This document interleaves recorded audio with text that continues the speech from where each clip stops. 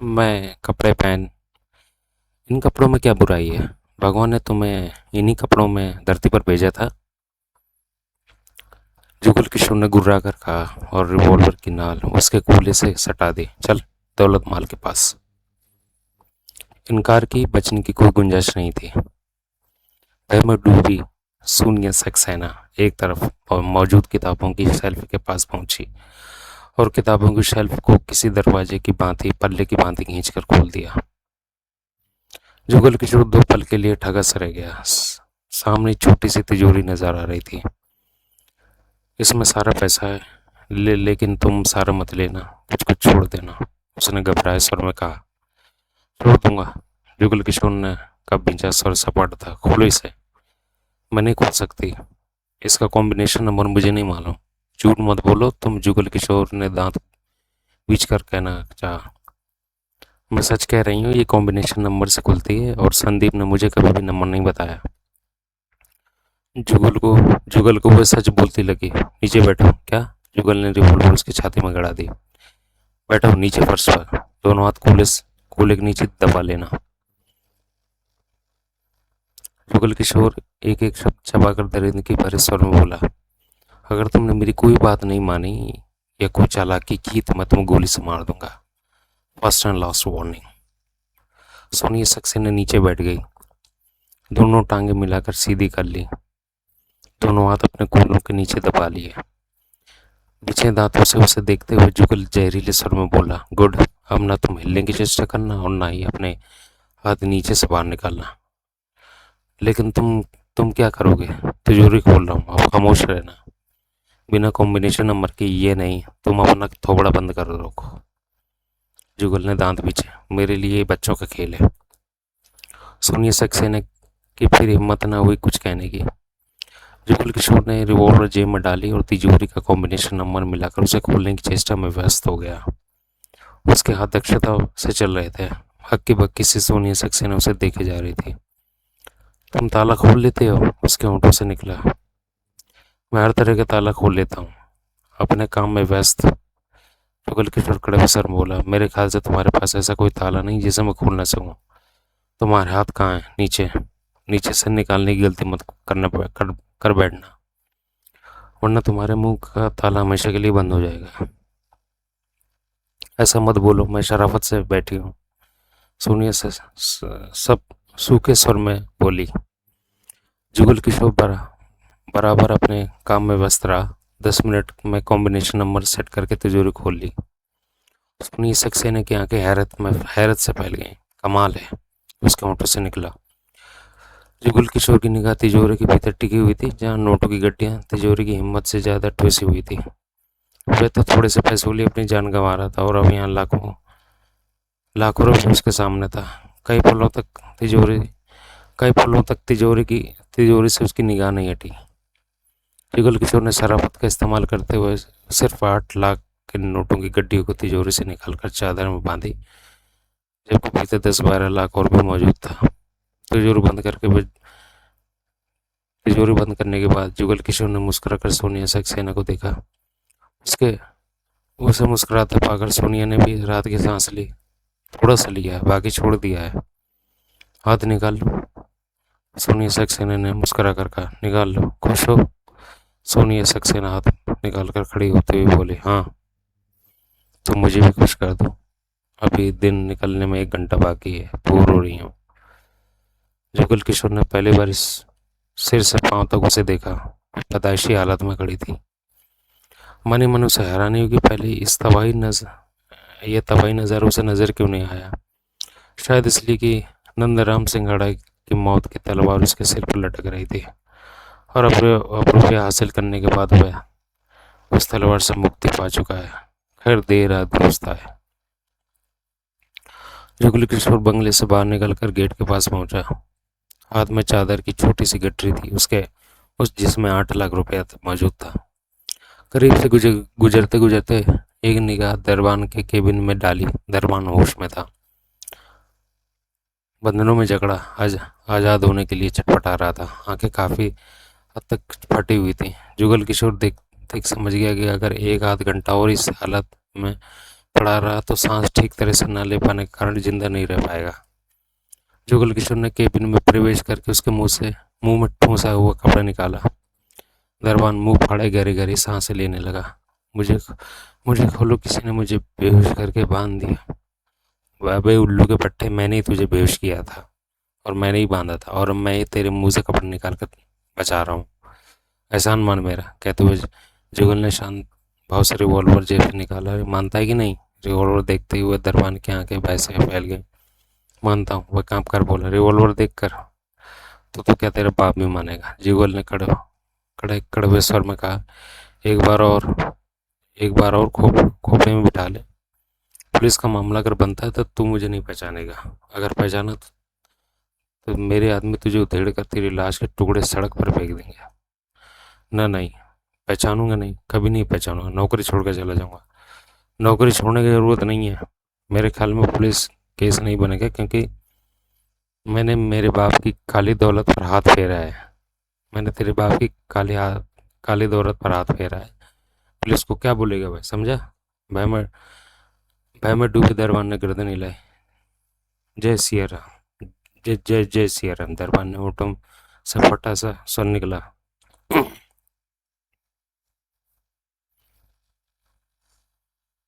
Jugal Kishore cabin से बाहर निकला और गेट की तरफ बढ़ गया। खुद को वह हल्का और मौत के मुंह से बाहर महसूस कर रहा था। वरना पैसों का इंतजाम न कर पाने की हालत में आज रात जोत सिंह गठिया उसे खत्म करवा देना था। लेकिन अब सब कुछ ठीक हो गया था। जुगल किशोर बंगले का गेट खोलकर निकला। भोर का उजाला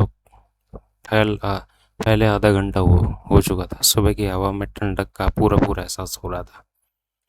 कार में बैठे रंजन मेहता की तो जान ही सूखी पड़ी थी। जुगल कुछ कब आ जाना चाहिए था, लेकिन वह नहीं लौटा। कई बार मेहता ने सोचा कि भीतर जाकर मामला देख ले, लेकिन ऐसा करने का विचार छोड़ दिया। जुगल सख्ती से मना करके चला गया था कि उसके भीतर नहीं आना। अगर वो भीतर चला गया तो बेवजह जुगल के गुस्से का शिकार होना पड़ेगा। भोर का उजाला फैलने के पश्चात रंजन मेहता को लगा खेल खत्म हो चुका है। जुगल किशोर मुसीबत में फंस चुका है। इस विचार के साथ उसने बंगले के भीतर जाने की सोची कि जो होगा देखा जाएगा। बंगले के भीतर जुगल को शायद उसकी ज़रूरत हो। एक ही निगाह मेहता ने पीछे की तरफ डाली। तेज सफ़ेद कार अपनी जगह स्थिर खड़ी थी। उसमें से कोई भी बाहर नहीं निकला था। मेहता कार से निकलकर बंगले में प्रवेश करने की सोच ही रहा था कि तभी जुगल किशोर बंगले से बाहर आता देखकर उसका चेहरा चमक उठा। चादर की उस गठरी को देखते हुए समझ गया कि मामला फिट है, माल हाथ लग गया है। मेहता ने जुगल की ओर देखते हुए कार की खिड़की से हाथ निकाल कर हिलाया। जवाब में जुगल किशोर ने मुस्कान के रूप में जवाब दिया। बीता दिन और बीती रात जुगल किशोर बिना आराम किए भागा दौड़ी कर रहा था। थक कर टूट कर बुरा हाल था उसका। आंखें नींद न लेने के कारण लाल सुर्ख हो रही थी।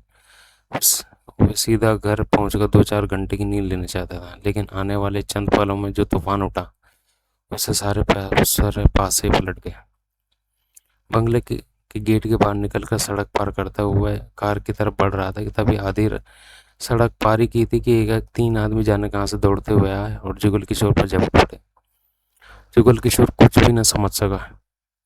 एक ने झपट्टा मारकर जुगल से नोटों की गठरी छीन ली।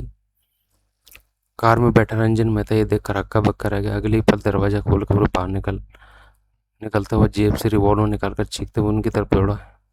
ये क्या कर रहे हो हरामजादू? जुगल किशोर पागलों की तरह लाखों की गठरी छीनने वाले पर झपट पड़ा, परंतु उसके साथी ने जुगल के चेहरे पर तगड़ा घूंसा जड़ दिया।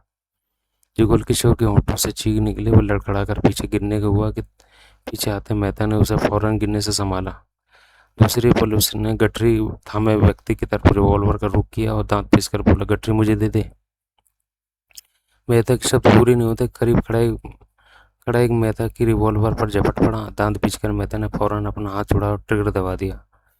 फायर का तेज स्वर गूंजा। उसकी रिवॉल्वर पर झपटा था। गोली उसके पेट में लगी। वो पेट थाम कर नीचे लुढ़कता चला गया।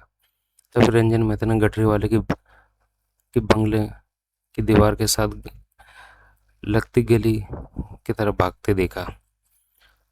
तब तक जुगल किशोर भी संभल चुका था और हालात से वाकिफ हो चुका था। रंजन मेहता ने गठरी लेकर भागते व्यक्ति की तरफ रिवॉल्वर तानी।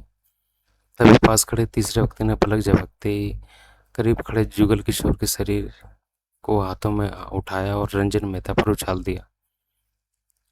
तब तक मेहता ट्रिगर दबा चुका था, परंतु जुगल के ऊपर आग गिरने के कारण निशाना चूक गया। गोली जाने कहाँ से निकल गई। दोनों बुरी तरह से सड़क पर लुढ़के चले गए। रंजन मेहता के हाथ से रिवॉल्वर निकलकर सड़क पर फिसल गया। दोनों फौरन संभले। रंजन मेहता ने दौड़कर नीचे पड़ा रिवॉल्वर जेब से निकाला। गठरी लेकर भागने वाला तो बंगले के साथ लगती गली में जाकर नजरों से ओझल हो चुका था। दूसरा रफ्तार के साथ दौड़ता गली के किनारे पर पहुंचा ही था। जुगल किशोर ने ट्रिगर दबा दिया, लेकिन बेकार। वो गली में प्रवेश करके उनकी निगाहों से ओझल हो चुका था। जुगल किशोर और रंजन मेहता रिवॉल्वर थामे पागलों की तरह अंधाधुंध गली की तरफ भागे।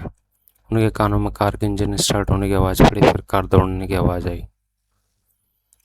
तब तो वह गली के किनारे पर पहुंचते वह कार गली के दूसरे कोने पर पहुंच चुकी थी। इससे पहले कि कार पर फायर करवाते, कार उनके देखते देखते निगाहों से ओझल हो गई। दोनों हक्के बक्के रह गए थे। यह सब कुछ कठिनता से मिनट भर में हो गया था। जुगल किशोर का चेहरा पागलों की तरह लाल सुर्ख हो रहा था। दांत पीछे सुलगती लाश और आंखें से पांव तक बदन में दौड़ता खून लाभ एक तरह उबाल खा रहा था। उसे पुनः आंखों के सामने अपनी मौत दिखाई देने लगी थी। ये सब क्या हुआ, वह समझ ही न पाया। एक जुगल को होश आया। भाग में था, गोलियां चल चुकी हैं, सड़क पर लाश पड़ी है। जुगल के होंठों से गुर्राहट निकली। दोनों पलटकर कार की तरफ भागे। बंगलों में झांकते कुछ लोगों को उन्होंने देखा भी, जो सुबह सुबह धमाकों का कारण समझने की चेष्टा कर रहे थे। देखते देखते दोनों कार में बैठे मेहता ने कार को तूफानी रफ्तार से दौड़ा दिया। पीछे वाली सफेद कार पर ना उनके पीछे लग गई।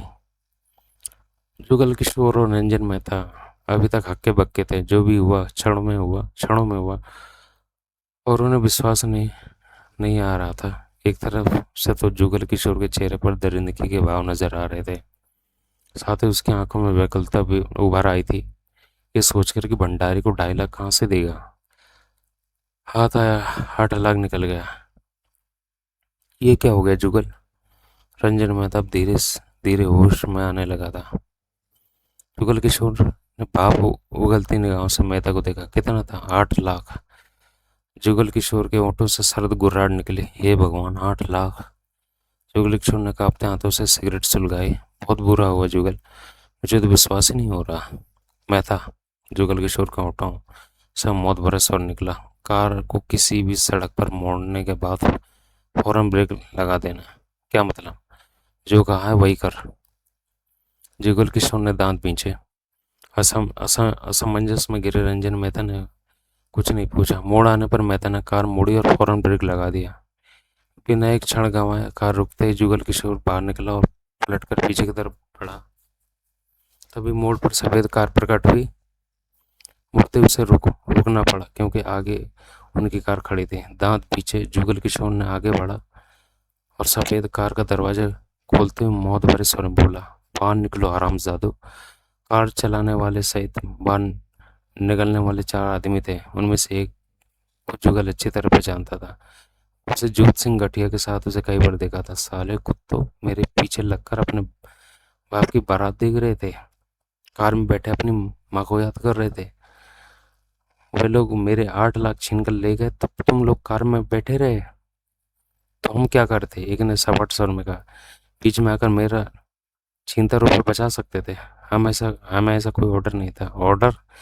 जुगल किशोर के चेहरे पर मौत नाच रही थी। गठिया साहब का ऑर्डर है कि आपकी किसी मामले में दखल नहीं देना है, आप पर नजर रखनी है बस। और अगर आप शहर से बाहर जाने की कोशिश करो तो आपको शूट कर देना है। तुम सब कुत्ते हो। जुगल किशोर पागल हो गया था, और वह हरामजादा जूत सिंह गठिया भी। कहने के साथ ही जुगल किशोर पुकारते हुए पलटा और जमीन पर अंत वह कार की तरफ बढ़ गया। कमरे में पहुंचकर दोनों को होश कहाँ रहे। जुगल की हालत तो वैसे ही खस्ता हो रही थी। वह पूरा एक दिन और एक रात बिना रुके भाग दौड़ करता रहा था। फिर दोनों ऐसे सोए कि दोपहर के 1-1:30 बज उठे। उनके चेहरे पर ऐसे हो रहे थे जैसे सब कुछ लुट गया हो। रंजन मेहता जब तैयार हो गया तो जुगल किशोर बाथरूम की तरफ बढ़ता हुआ बोला, तुम खाने को कुछ ले आओ, तब तक मैं नहा लेता हूँ। मेहता ने सिर हिलाकर सिगरेट सुलगाई। सावधान रहना, तुम्हारे सुबह तुम्हारे हाथ में खून हुआ है, होता ही रहता है यार। मैं ऐसी बातों की परवाह नहीं करता। रंजन मेहता के सर में जल्लाहट भरी। जेब में पड़ी रिवॉल्वर मुझे फंसा सकती है, इसे किसी नाले में फेंक दूंगा। जुगल किशोर बिना कुछ कहे बाथरूम में चला गया। 1 घंटे बाद रंजन मेहता जब वापस लौटा तो जुगल किशोर नहा धोकर तैयार कुर्सी पर बैठा सिगरेट के कश ले रहा था। मुझे मन से मेहता ने खाने का सामान टेबल पर रखा और किचन से प्लेटें ले आया। दोनों खाने में व्यस्त हो गए। मेहता खाने के दौरान जुगल किशोर ने गंभीर स्वर में कहा, कहीं ना कहीं कुछ गड़बड़ है। रंजन मेहता की प्रश्न भरी निगाह जुगल के चेहरे पर जा टिकी। हमने एक एक जुगल किशोर का चेहरा कठोर हो गया।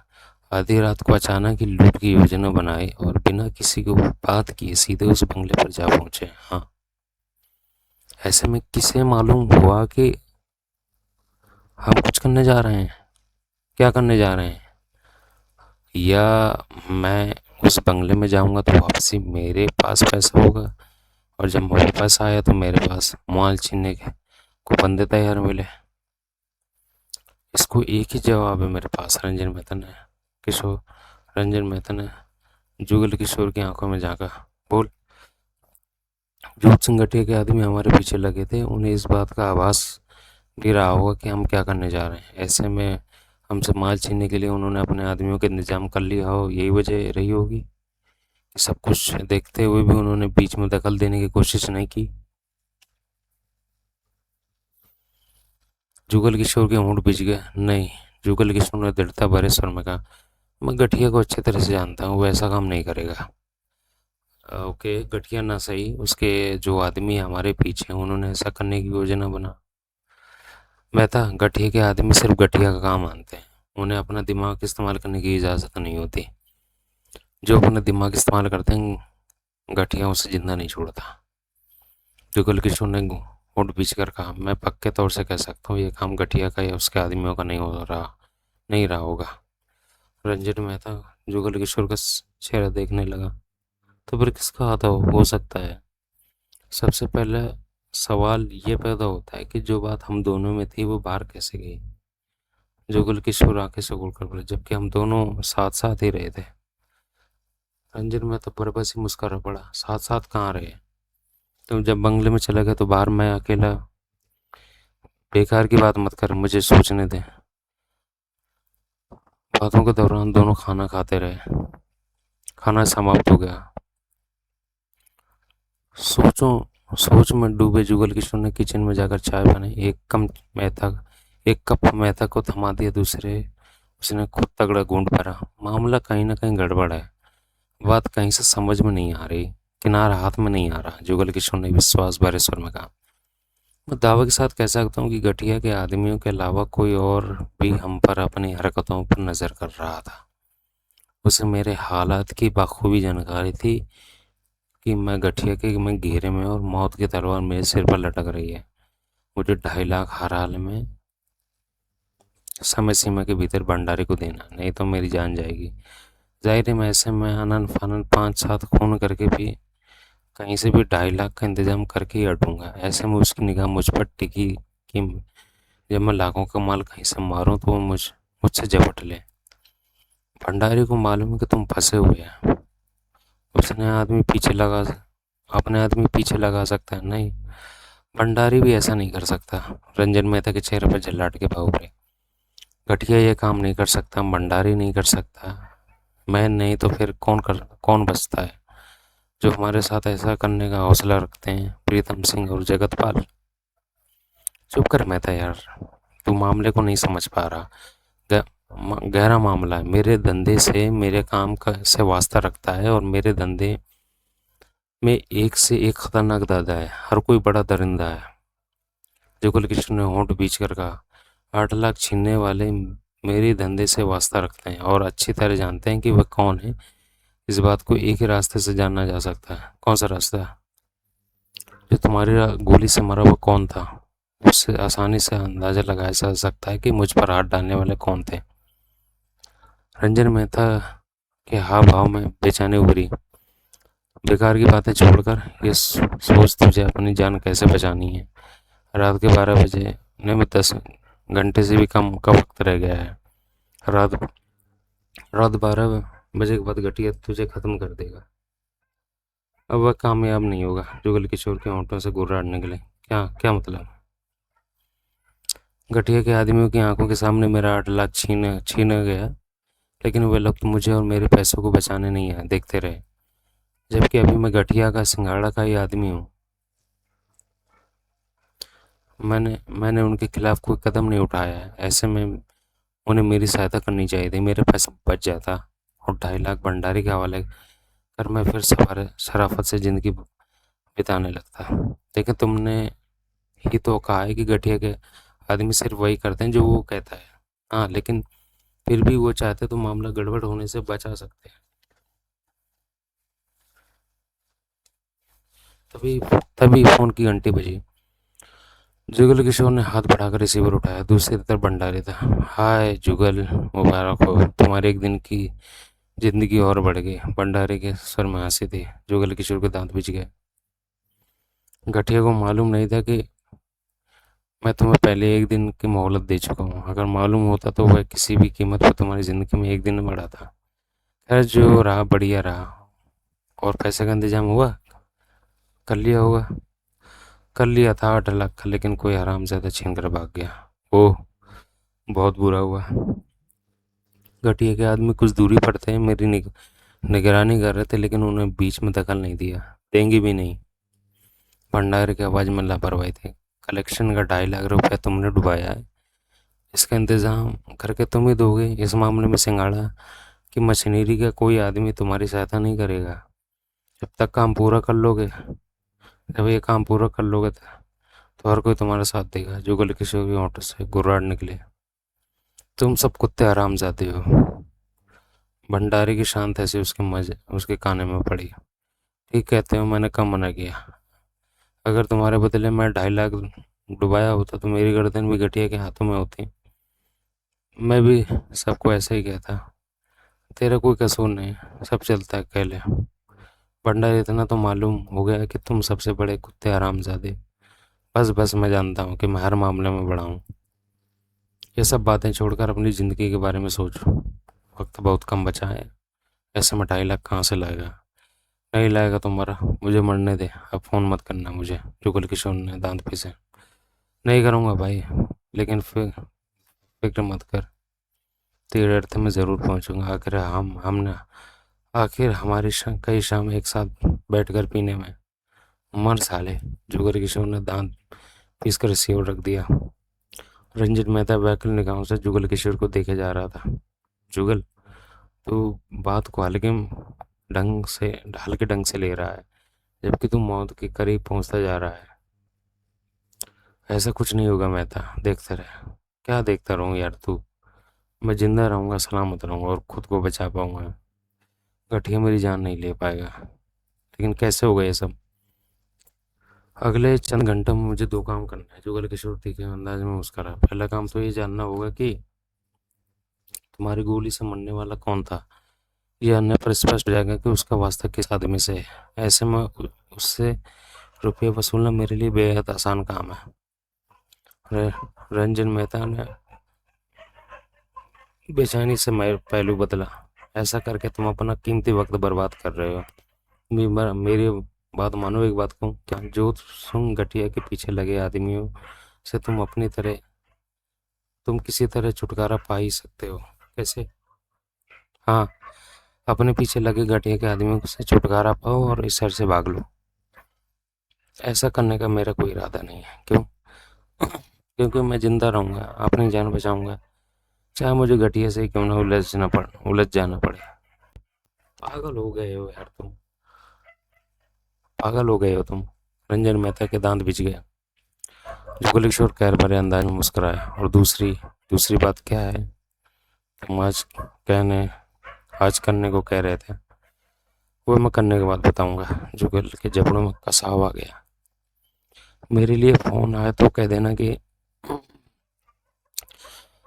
देना कि रात को 12 बजे मैं यहीं मिलूंगा, उससे पहले को कोई पता नहीं। दोनों कई पल होता है कि एक दूसरे की आंखों में देखते रहे। ठीक उसी फ़ोन की घंटी बज उठी। जुगल किशोर ने फौरन रिसीवर उठाया, उसके दांत पिच गए। जुगल किशोर स्वर जोत सिंह गठिया का था, ठंडा और सर्द। जुगल की उंगलियां सख्ती से रिसीवर के इर्द गिर्द लिपट गईं। हाँ, जुगल किशोर ने पीछे होठों से सर्द स्वर निकला। मालूम है तुमने स्टॉक ब्रोकर के यहाँ मोटा हाथ मारा, लेकिन कोई और तुमसे हाथ माल कर छीन कर ले गया। तुम्हारे दोस्त मैदा के हाथों छीनने वाले में से एक मर भी गया। सुनकर वास्तव में बहुत अफसोस हुआ कि मेहनत के बाद भी खाली रह गया। अपनी जान बचाने के लिए 2.5 लाख इकट्ठा नहीं कर पाया। जुगल किशोर के चेहरा सुलग उठा। इसमें सारी गलती तुम्हारे आदमियों की है घटिया। जुगल किशोर के होठों में गुर्राहट निकली है। मुझसे कैसी बात की जाती है, ये भी तुम भूल गए हो?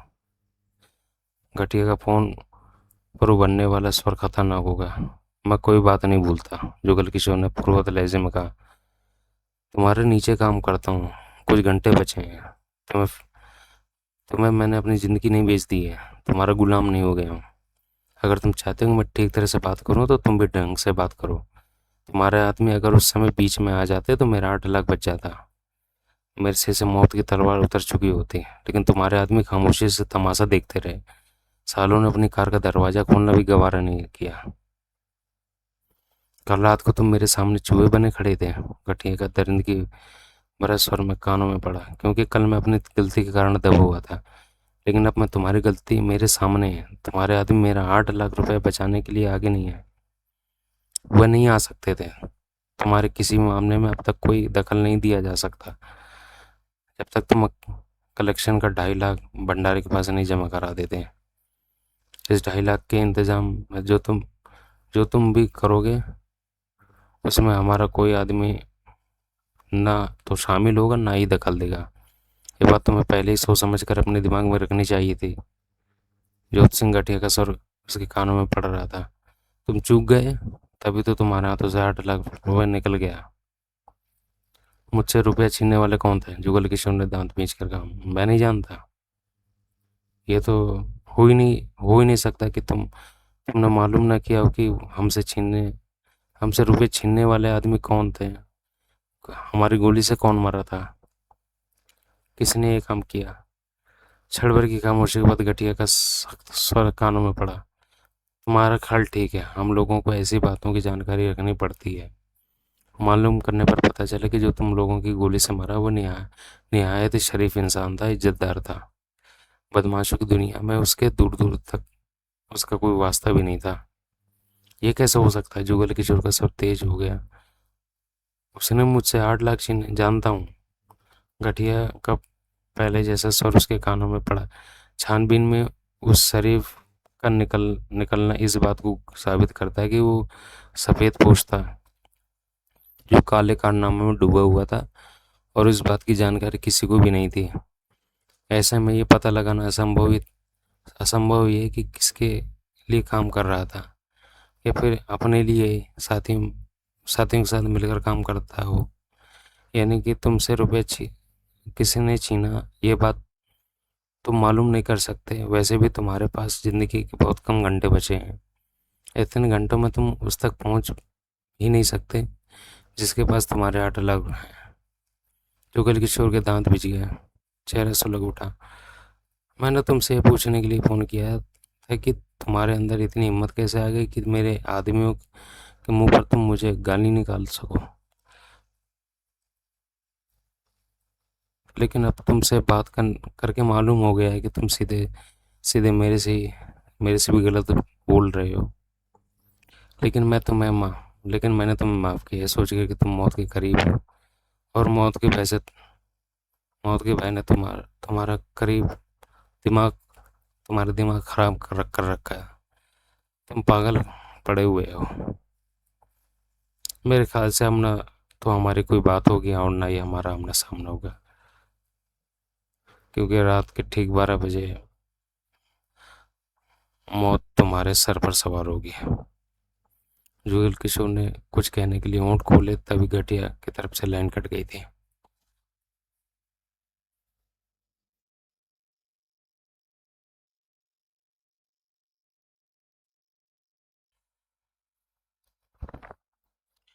जुगल ने रिसीवर रख दिया।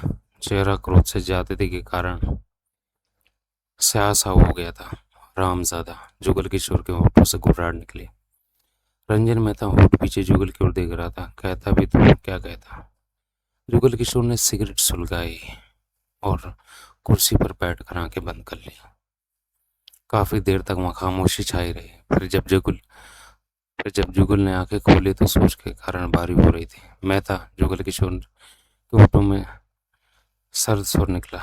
जब किसी से इस तरह लाखों की मोटी रकम छीननी हो तो सिर्फ हाथों से नहीं छीनी जाती। आमतौर पर रिवॉल्वर का इस्तेमाल किया जाता है या फिर चाकू का वार कंधे पर या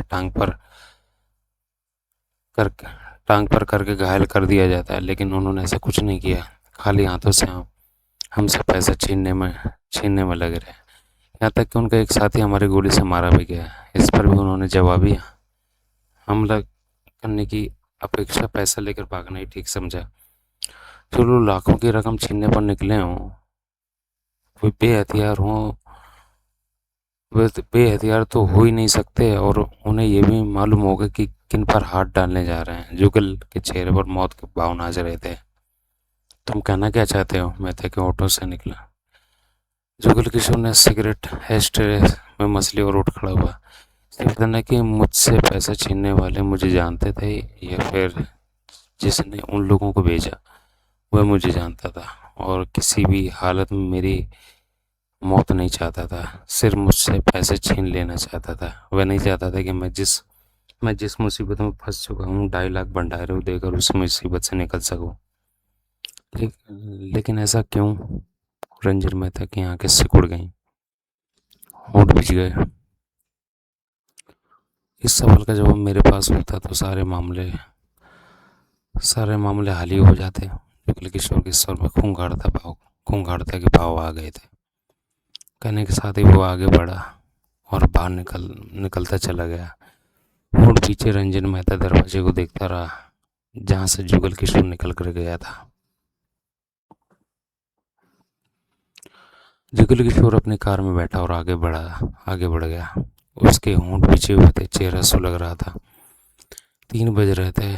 9 घंटे बाद 12 बजे उसके सिर पर मुसीबत का मौत का दौर शुरू हो जाना था। कार ड्राइव करते हुए आने वाले वक्त के बारे में सोचकर उसके होंठों से हल्की सी घुर्राहट निकली। बरबसी उसकी निगाह बैक मिरर पर गई। पीछे सफ़ेद कार आती दिखाई दी। जुगल किशोर जानता था कि कार रात वाली है, लेकिन उसे मौजूद बंदे को बदल चुके होंगे। जुगल का चेहरा क्रूरता से भर उठा। मन ही मन इस बारे में तो पक्का था कि अगर उसके सिर्फ मौत का दौर शुरू होगा तो वह खुद को हर हाल में बचा कर रहेगा, बेशक घटिया के आदमियों का मुकाबला क्यों न करना पड़े। यह विद्रोह की भावना तब से उसके मन में उठी थी जब उसके 8 लाख छीना जा रहा था और घटिया के आदमी तमाशा देखते रहे थे। अगर चाहते तो उसके 8 लाख रुपए को बचाकर उसे मौत के दौर से निकाल सकते थे। बस जुगल किशोर को पूरा विश्वास था कि लड़ाई झगड़े की नौबत ही नहीं आएगी। अभी कम से कम 9 घंटे उसके पास थे और इतने वक्त में वो जैसे तैसे 2.5 लाख रुपए कर ही लेगा। कुछ कैश उसके पास भी था, अगर कम रहेगा तो कैश डाल देगा। देखा कि जुगल किशोर ने गहरी सांस ली। गैराज वाले सुरेंद्र की उसे याद आ गई थी, जिसने कार से मिला 2.5 लाख का ब्रीफ केस उसे दिया था। उल्ले के पट्टे ने ब्रीफ केस को दबा लिया होता तो कम से कम ये नौबत तो ना आती।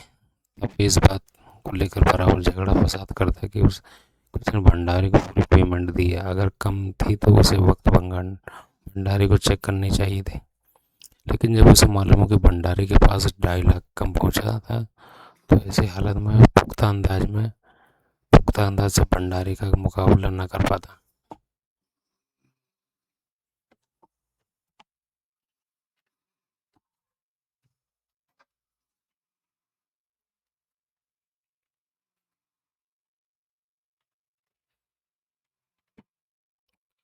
जुगल किशोर ने पीछे आती सफेद कार पर बैग मिरर द्वारा नजर डाले फिर मस्त हो गया। गठे के आदमियों ने पीछा नहीं छोड़ना था, न ही उसकी दिलचस्पी थी कि उसका पीछे छोड़ा, इसीलिए अपने दिमाग के पीछे आ रही सफ़ेद कार निकाल दी थी। अब वह उस इंसान के बारे में जानकारी हासिल करना, वक्त बर्बाद करना था जो सुबह रंजन मेहता की गोली से मारा था। जोत सिंह गठिया के मुताबिक उसका कोई पुलिस रिकॉर्ड नहीं था। वह सफ़ेद पोश था, किसी को नहीं मालूम कि वह जुर्म के धंधे भी करता था या नहीं करता है तो किसके साथ। ऐसी पूछताछ में वक्त लगाना, और वक्त उसके पास नहीं था, बहुत कम था। जुगल किशन ने फिर अपने दूसरे कदम के बारे में गौर किया, जो वह सोच सकता था, जिसका फैसला कर चुका था। मुसीबत के इस दौर से निकलने के लिए उसे 2.5 लाख की ज़रूरत थी, हर हाल में थी। उनका इंतजाम भी उसके उसने करके ही रहना था, बेशक उस कोशिश में उसे 5-10 लाशें क्यों न बिछानी पड़ जाए। अपनी जान सबसे ज़्यादा कीमती थी। शाम के 8:30 बज रहे थे, अंधेरा गिर चुका था, हर तरफ रोशनियां चमकती नजर आ रही थी। मकानों, दुकानों, वाहनों और स्ट्रीट लाइट, रोड लाइट से जगमगाता हर तरफ का माहौल। जुगल किशोर के लिए मुसीबत के घेरे से निकलने के लिए सिर्फ 3.5 घंटे थे, और उसके ख्याल से 3.5 घंटे काफ़ी थे।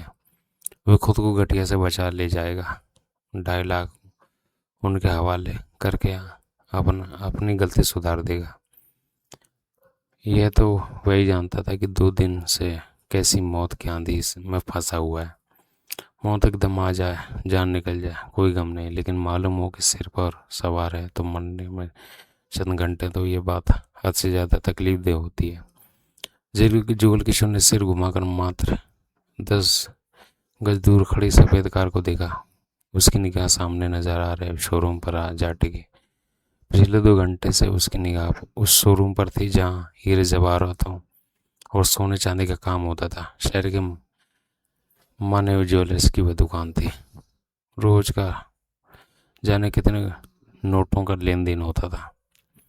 जुगल किशोर को पूरा विश्वास था कि मात्र 2.5 लाख जैसी छोटी रकम वो आसानी से इस ज्वेलर्स के शोरूम में नकदी के रूम में पा सकता है। 8:30 बजने पर ज्वेलर शॉप की सेल्स गर्ल्स ने बाहर निकलना शुरू कर दिया था, जो कि से खूबसूरत थी। करीब आधा घंटा बारी बारी उनका निकलना जारी रहा। 1-2 आदमी भी निकले जो किसी दूसरे दूसरे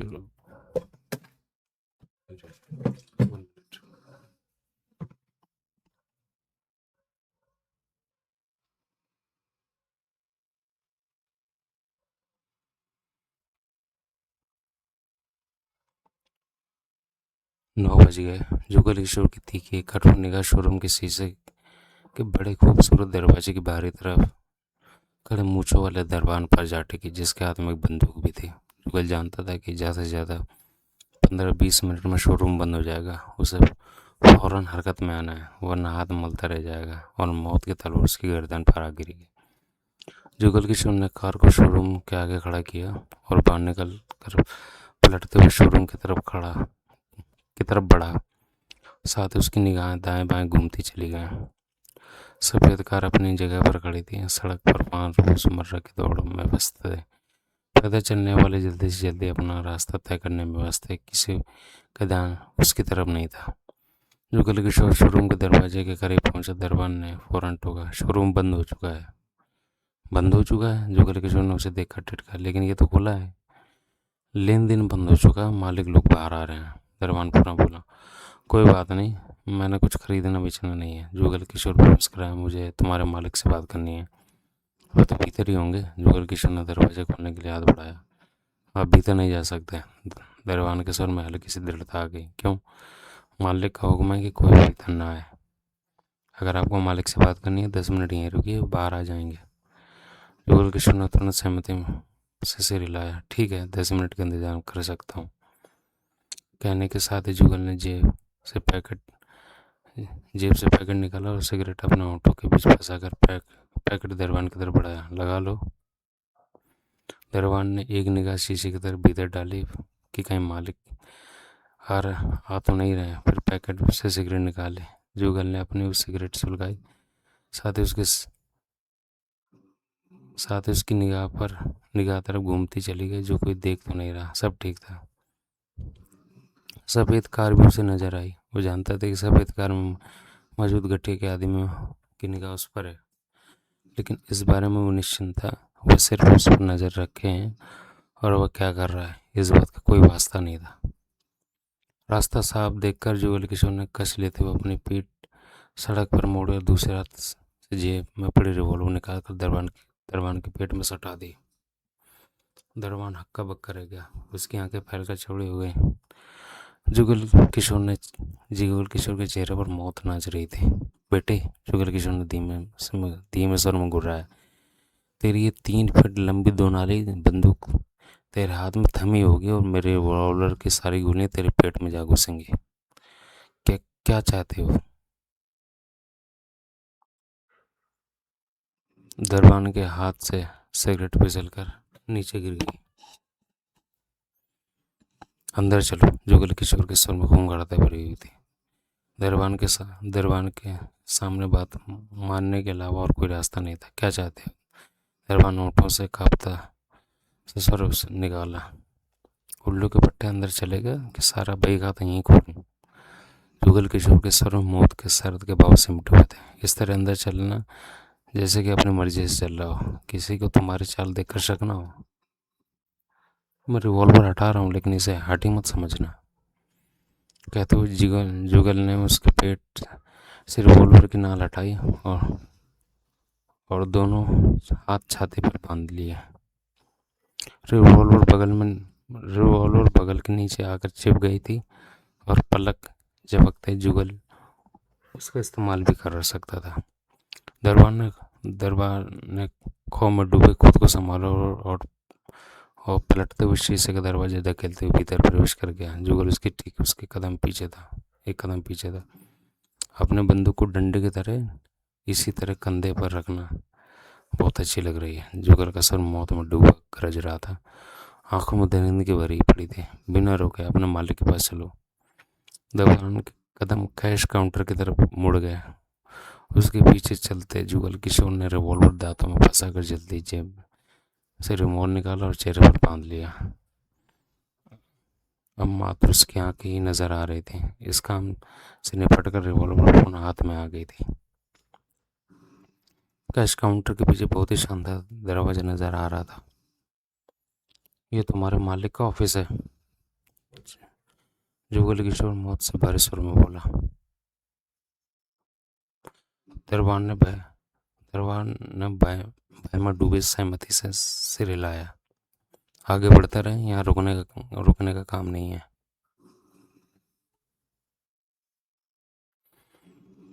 दोनों दरवाजे के पास पहुंचे कि तभी दरवाजा खुला। भीतर से किसी ने बाहर निकलना चाहा। जुगल किशोर ने दांत पीछकर फुर्ती के साथ दरबान को धक्का दे दिया। वो बाहर निकले आदमी से टकरा और उसे लिए भीतर जा गिरा। जुगल किशोर ने बिजली से किसी फुर्ती के साथ भीतर प्रवेश किया, दरवाजा बंद कर लिया। हाथ में थपे रिवॉल्वर हर तरफ घुमाई। जुगल किशोर के चेहरे पर जान भर खूंखारता सिमट पड़ी थी। दांत बिछे होने के कारण गानों की हड्डियां बाहर की तरफ झलक कर भयानकता पैदा कर रही थी। रिवॉल्वर उसके इस अंदाज थाम रख के देखा, दूसरे सेकंड वो फायर कर सकता था। उस ऑफिस नुमा छोटे से कमरे में तो सिर्फ 2 व्यक्ति थे। एक की उम्र 55 के करीब थी, दूसरा 30 का था। एक ही निगाह में स्पष्ट नजर आ रहा था कि वो दोनों बाप बेटे हैं। तीसरा दरबान और चौथा खुद जुगल था। नीचे गिरते दरबान की बंदूक कंधे से निकलकर दूर जा गिरी थी। दरबान जिससे टकराया था वह 55 वर्षीय व्यक्ति था, जो कि हड़बड़ा कर जल्दी से उठ खड़ा हुआ था। उसके हाथ में था, वो ब्रीफ केस में ध्रुजा गिरा था, जिसके उसके बेटे ने फौरन उठा लिया था। जुगल के हाथ में रिवॉल्वर और चेहरे पर मौत के भाव देखकर उसकी हालत बिगड़ गई थी।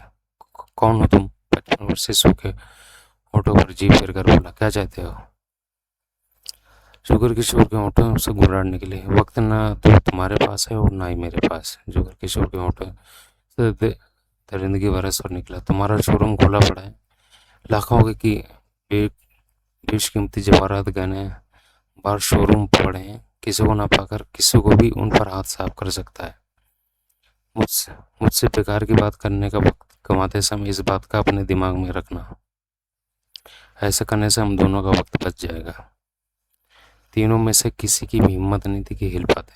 क्या चाहते हो? 55 वर्षीय व्यक्ति ने होठों से घबराया और स्वर निकाला, 2.5 लाख नकद, न एक पैसा कम न ज़्यादा। मुझे इतनी ज़रूरत है और एक पैसा भी नहीं मिलेगा। 30 वर्षीय व्यक्ति गुस्से में बोला, यहाँ से चला जाओ वरना पुलिस। मौत भरे अंदाज में जुगल किशोर के हाथ में थमी रिवॉल्वर उसकी तरफ घूमी। युवक का चेहरा फक हुआ। तभी 55 वर्षीय व्यक्ति सामने आ गया। ऐसा मत करो, ये जल्दी से घबरा कर बोला, मेरे बेटे की जान मत लो। जुगल किशोर के चेहरे पर वैसी भाव नाच रहे थे। मुझे 2.5 लाख नकद चाहिए। जुगल ने दांत पीसते हुए कहा, फौरन, अभी चाहिए। हीरे या सोने के लाखों की जवाहरतों की मुझे ज़रूरत नहीं है, सिर्फ 2.5 लाख। ये मत कहना नहीं है, कहा तो मैं दोनों की गोली मारकर चला जाऊंगा। तुम लोगों का धंधा ऐसा है कि भारी कैश आता जाता रहता है। गोली चलाने की बात मत करो। 55 वर्षीय घबरा कर बोला, मैं देखता हूँ क्या पड़ा है। फिर वो पलट कर अपने बेटे से बोला, तुम अपनी रिवॉल्वर निकाल कर दूर फेंक दो। पिताजी, मैं, युवक ने दांत बीच कर कहना चाहा, तेरा बाप समझदार है और ठीक कहता है। जुगल किशोर ने क्रूरता भरे स्वर में कहा, वह तेरी आदत को जानता है कि तू रिवॉल्वर निकालने की बेवकूफ़ी में अपनी जान गंवा सकता है। और बीचे युवक ने बहस से भरे अंदाज में रिवॉल्वर जेब से निकालकर दूर फेंक दी। 55 वर्षीय व्यक्ति पलटा और चंद कदमों के फासले पर दीवार के साथ सटी तिजोरी के पास पहुंचा और उसे खोलकर उसमें नोटों की गड्डियाँ निकाली और टेबल पर रख दी। वो 6 गड्डियाँ थी, 60,000 रुपया। उसके बाद 55 वर्षीय व्यक्ति बदहवासी के अंदाज में पलटा और आगे बढ़कर अपने बेटे के हाथ से ब्रीफ केस लेकर टेबल में रखकर उसे खोला। ब्रीफ केस में नोटों की गड्डियों के साथ हीरे और सोना भी पड़ा था। उसने जल्दी से नोटों की गड्डियाँ निकालकर टेबल पर रख दी। मेरे पास सिर्फ इतना ही कैश है। 55 वर्षीय ने सूखे होठों पर जीभ फेर कर जुगल के रुमाल से ढके चेहरे पर निगाह डाली। जुगल किशोर के सुर की निगाह टेबल पर पड़ी, यानी कि कुल 1,90,000। ठीक था, उसका काम चल जाएगा। 70-75 उसके पास था। 2.5 लाख के ऊपर की रकम बनती थी। भंडारी को निपटाया जा सकता था, सिर पर लटकती मौत को तलवार को हटाया जा सकता था। जुगल किशोर की सुर की निगाह दरबान और बाप बेटे पर टिकी। ब्रीफ केस खाली करो और नोटों की गड्डी उसमें डालो। 55 वर्षीय व्यक्ति ने तुरंत ऐसा ही किया। वह हद से ज़्यादा घबराया होता और अपनी ज़िंदगी का अनुभव इस अनुसार इस समय दौलत नहीं, जान बचाने की ज़रूरत थी। अगले चंद पलों में ब्रीफ केस का सारा सामान टेबल पर था और नोटों की गड्डी ब्रीफ केस मुझे दे दो। जुगल किशोर घूर रहा है। 55 वर्षीय ने ब्रीफ केस बंद किया और आगे बढ़कर जुगल को थमा दिया। अब क्या इरादा है? जुगल किशोर ने ब्रीफ केस थामकर रिवॉल्वर के नाल उसकी गर्दन पर रखे। ऐसा होने पर उसकी सांस रुकी। पुलिस को खबर करोगे? नहीं कि तो दोबारा आकर मुझे और तेरे बेटे की गोली से कि तो दोबारा आकर तुझे और तेरे बेटे को गोली से उड़ा जाऊंगा। मैं किसी को कुछ नहीं कहूंगा। वो कांपते हुए शर्म बोला, 20 मिनट तक तुम तीनों इस केबिन में ही रहोगे, बाहर नहीं निकलोगे। जुगल ने पूर्वता लहजे में कहा। उसने सूखे होठों पर जीभ फेरकर सिर सहमति में हिलाया। जा दीवार में जाकर लग जा। 55 वर्षीय दीवार में जा चिपटा। जुगल ने आगे बढ़कर टेबल पर पड़ा फोन उठाकर जोर से फर्श पर दे मारा, फिर टूटकर बिखर गया। उसके बाद बैठकर दरवाजे के पास पहुंचा, दरवाजा खोलकर बाहर निकल गया। दरवाजा पुनः बंद कर दिया। रुमाल मुंह से हटाकर वापस जेब में डाला। हॉल खाली था। इस दौरान कोई भी बाहर से भीतर नहीं आया था। रिवॉल्वर जेब में डालते हुए जुगल किशोर ने चैन की सांस ली और ब्रीफकेस संभालते हुए बाहर निकलने वाले दरवाजे की तरफ बढ़ गया। मन में चैन था। सिर पर लटकती मौत की तलवार हट चुकी है। मौत का भय और सिंगाड़ा के दरिंदे उससे बहुत दूर हो गए थे। जुगल किशोर चाहता था कि सीधा कमरे में पहुंचकर दराज में रखी गड्डियों को उठाए और ब्रीफकेस में रखकर 2.5 लाख पूरा करके भंडारे के चरणों में चढ़ा दे और मुसीबत की से दौर से मुक्ति पा लेगा। शीशे का दरवाजा खोलकर ब्रीफकेस था मैं जुगल किशोर बाहर निकला।